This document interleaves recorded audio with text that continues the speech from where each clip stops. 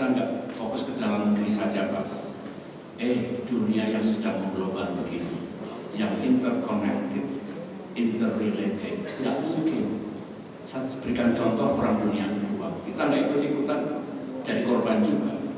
Ini kalau yang menentukan negara-negara tertentu, negara besar dulu nggak ikut G20, ya kita bisa berbuat apa?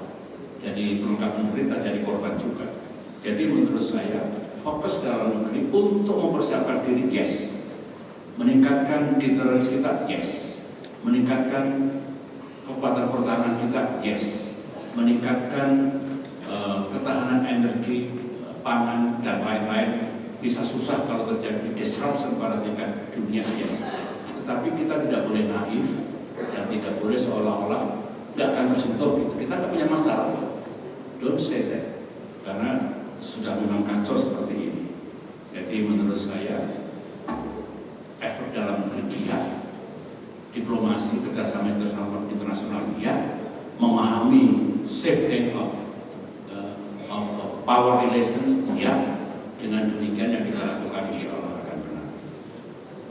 Kemudian mengapa dulu saya punya dream 6%? To reduce, untuk mengurangi kemiskinan, bisa kami turunkan dari 19 ke tinggal 11, mengurangi pengangguran, mengurangi debt to GDP ratio, meningkatkan GDP per kapita, APBD, ekonomi harus tumbuh.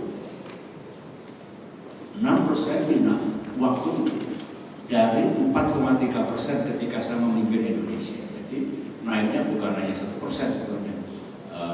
Nah kemudian Pak Prabowo punya dream 7-8%, tidak salah.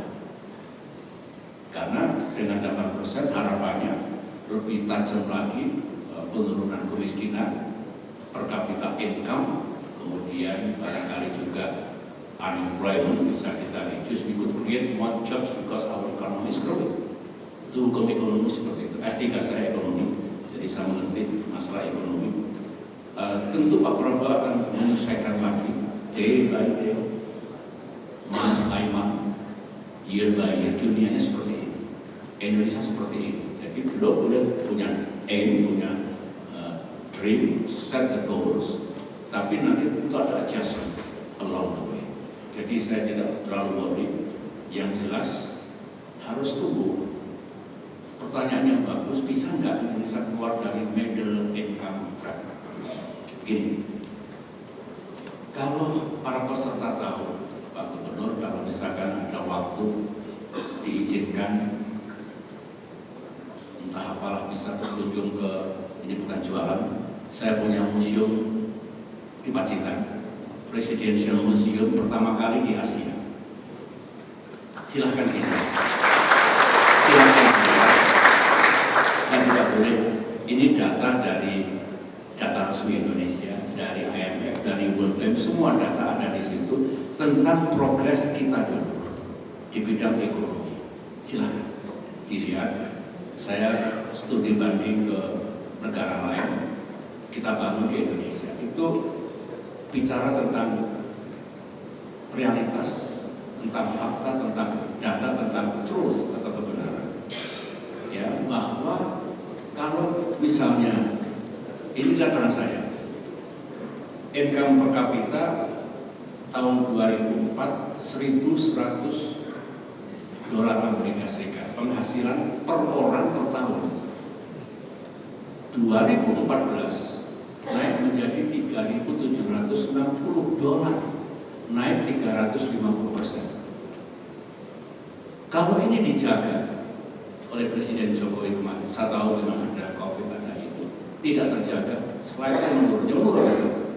Jadi kalau Pak Prabowo kembalikan lagi grafiknya, kurvanya seperti itu, kita akan keluar dari kategori pendapatan negara menengah yang belum keluar dari middle income trap.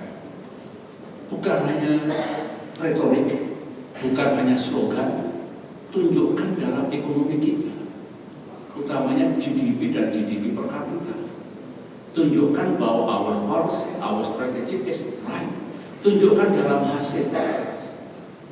Strategi macam-macam, policy macam-macam, but at the end of the day, yang dilihat hasilnya ada. Jadi saya masih punya harapan paling tidak, kalau dikembalikan lagi trajektori ini, kita akan keluar dari middle income trap. Apalagi kalau kembali ke 6%, lebih lagi seperti keinginan Pak Prabowo kembali naik ke 7-8% akan beautiful. Double achievable, but ada kerja keras dan pikiran cerdas untuk menuju ke. Download Tribun X sekarang, menghadirkan lokal menjadi Indonesia.